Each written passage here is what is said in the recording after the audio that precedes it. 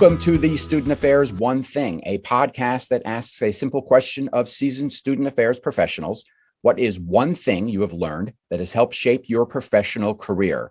I'm your host, Stuart Brown, founder of studentaffairs.com, one of the most accessed websites by student affairs professionals. On our pages, we have the most cost-effective job posting board, listing hundreds of open student services positions, a wide range of webinars, and a virtual exhibit hall. We would like to thank our sponsor, the National Society of Leadership and Success, the largest leadership honor society in the nation, providing an accredited 5-step leadership development program for members to build their leadership skills. With chapters at over 700 colleges across the country, the NSLS delivers guaranteed student engagement, increased student retention, and is financially self-sustainable. Learn more at nsls.org/our-program. On today's episode, I am very pleased to have Dr. Kevin Kruger, who has been president of the National Association of Student Personnel Administrators since March 2012. Kevin, welcome to the program. Stuart, good to be here and good to be in your presence. We've known each other a long time and this is kind of fun. Yes. We go back, oh goodness, I think before you were in ASPA? Maybe. I've been in ASPA now coming up on 27 years. Yeah. So it's certainly been in that range for sure. Right. Yeah. Well, Kevin, what is your one thing?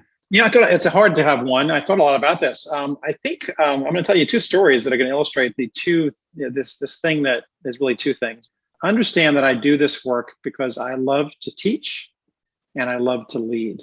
I started off, I was at the University of Albany, upstate New York, was in the residence halls as a sophomore.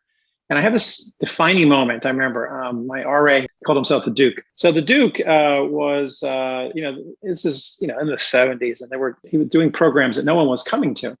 And I was aware that no one was coming to them. And my friends we were all dogging the Duke because he wasn't doing a very good job. So I went to him one day and said, hey, Duke, you could spice things up a little bit. How about if you do like a wine and cheese party? Now, this is a good example of the day, right? This is the 70s when wine and cheese might have been something college students would do. And the Duke turned to me and said, that's a great idea. You're in charge. And that sort of just activated a switch in me, which is the switch of that remains today, which is innovating, leading, taking charge, taking responsibility for things like that kind of thing. That started that process for me. The second story was, at that point, I know nothing about student affairs. I was going to be a teacher. I wanted to be a social studies teacher. So I was studying social studies education. And I went into my very first classroom to teach, student teach. I had my little arm patch on and, a little nerdy thing. I was going to teach social studies to these 10th graders. And what I realized after day one, literally day one, was that 10th graders had no interest in social studies at that point. So I was like, what am I going to do with my life? And then I had this conversation with my hall director at the time, because by then I was an RA, and his name was Lenny Travaglione, and he let me know about student affairs as a profession. That was sort of the next switch that was pulled. And what immediately became kind of clear as I was doing it is that instead of teaching in the classroom, in a high school classroom, I could teach in a college setting, and that seemed just much more appealing. And those two things really kind of marshaled together to kind of for me who I am, and it's continued my whole life. I mean, I spent 17 years teaching when I worked on campus. When I stopped teaching because my kids were born, I started coaching youth soccer, basketball, and baseball with my kids, extending the teaching thing. And I think it's just been a value that has been part of the core of who I am, my whole career. And then the leadership part, of course, I'm the president of NASPA, and obviously that has been something that continues to be an issue, but not an issue, sort of a driver for me.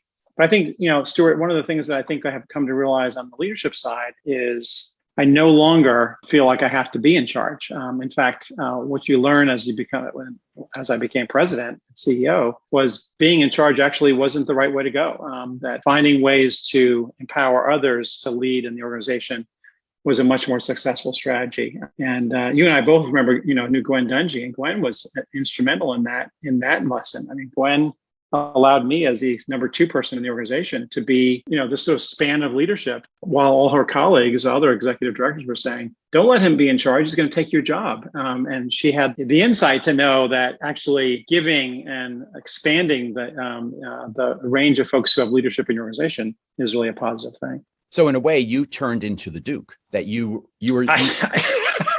Okay, that's interesting. I had never thought of that, but yeah, I'll go along with that. Yeah, yes, I did, because that is what in some ways, in a much more sophisticated way, is what I try to do now. And even for people who don't raise their hand and say, "Hey, I want to do this," over the last several years, I made a concerted effort to reorganize at NASPA. And part of the reorganization was to bring more people into a leadership role and to have them have more span of control. And then, and so the teaching I do now is helping develop leaders who also can do the same for their staff, and they can sort of, empower people below them. So you have more people who have agency, authority, capacity to lead within the organization. So I guess I could go back and thank the Duke from all those years back.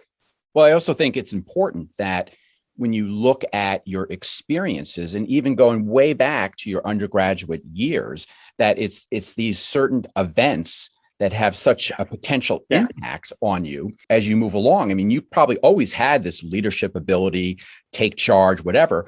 But at that point in your life, no one had said, "Kevin, you do it." But then confronted, it was, you know what, I can do this. And then, like you said, that kind of helped as you progress through your professional career. So believing in people and inspiring folks you work with to reach their own capacity or their own potential, I think is a important part of the role we play as leaders. I think I hadn't really thought about it, but I think that's something that I have been doing my whole life. And I think that's also very important as individuals listening to this, maybe even just grad students, new professionals, that it is an opportunity to not only help that individual, but help yourself to build those connections and those leadership roles. You can't do everything. And a way to be a very good leader is recognizing who you can put second in command or third and take this project to help them, but also to help you as the leader where you're not doing everything. That's important both for two reasons. One is because you can't do everything. And so you have to have people do that. And you're never irreplaceable. Gene Ward, who was director of housing at Southern Methodist University when I was at SMU, I was an area coordinator, and I was for 2 years, and I was thinking about applying for a job at Maryland, which I eventually got. And I was talking to Gene about Gene, I don't know, I'm doing such important work here at SMU, and I don't know how they'll get along without me. And he just looked at me, he's like, "Kevin, take your finger and stick it in a glass of water and then pull it out. What happens? The water closes around." He said, "Organizations do that. Organizations will adapt, and you're never so important that you can't be replaced." And so I think that's sort of part of that. So if that's the case, the more you build capacity around you, the better the organization will thrive when you're not there. Kevin, thank you so much for sharing your one thing. These were great stories.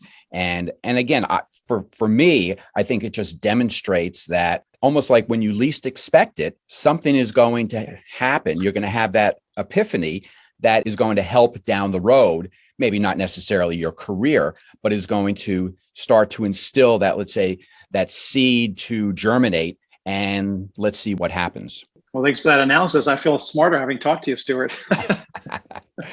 Well, again, thank you, Kevin Kruger, president of the National Association of Student Personnel Administrators.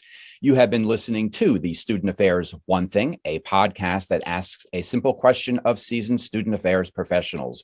What is one thing you have learned that has helped shape your professional career?